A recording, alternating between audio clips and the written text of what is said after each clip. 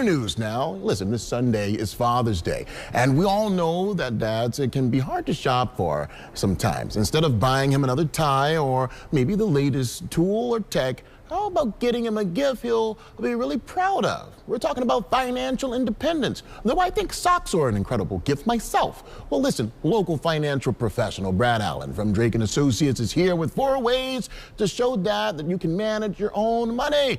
Good morning to you, sir. Good morning. How are you? I'm doing well. I can't complain. Listen, I love a good pair of socks because I can never keep them in order.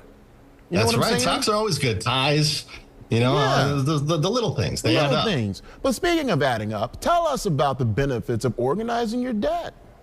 Yeah. So organizing your debt is just looking at, you know, when you want to become financially stable, you want to look at how do I organize my debt in the best way possible. And it really starts with putting it all on paper and seeing what is the highest interest rate that I'm paying? What is the highest debt that I'm paying? What are the highest, what are the balances? What does that look like for me? And once it's organized, then you can figure out a way to start paying that debt off. Come up with a plan on how to tackle that debt, whether it's the Avalanche method or the Snowball method, taking those debts and prioritizing and throwing as much as you can at the highest debt that you have, and making the minimum payments on everything else. And once that highest debt is paid off, then you move to the next balance and you keep doing that. And that's going to get you some momentum going forward.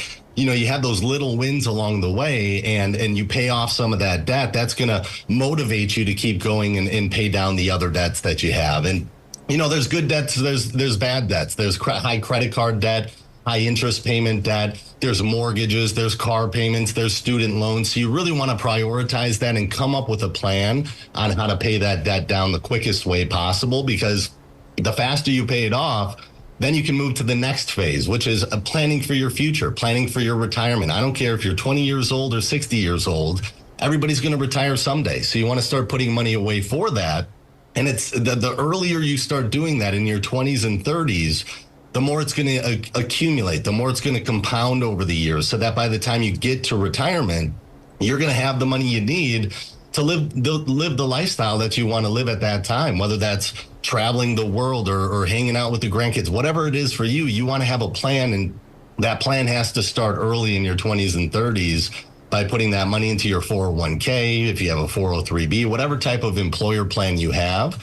You want to make sure that if you have a match, you're at least putting enough money into that plan to get the match, but as much as you can. And then maybe think about IRAs and non-qualified accounts and Roth IRAs and all those other types of accounts that are out there.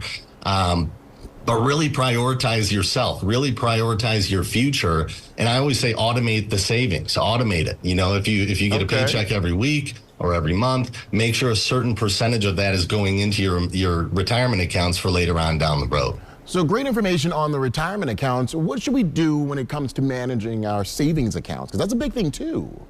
Yeah. You want to have an emergency fund. Say you should have 3 to 6 months worth of expenses in a fund that's liquid, that you can get to quickly. You know, we saw with COVID and everything that happened over the years that you might need cash pretty quick, right? When things are going crazy, and making that a priority as well. And you can automate that too.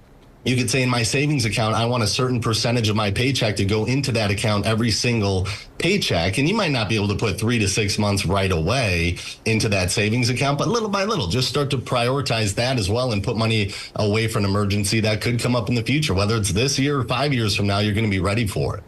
Awesome, Brad. Great information as always. We appreciate you. Thank you so much. Thank you. All righty.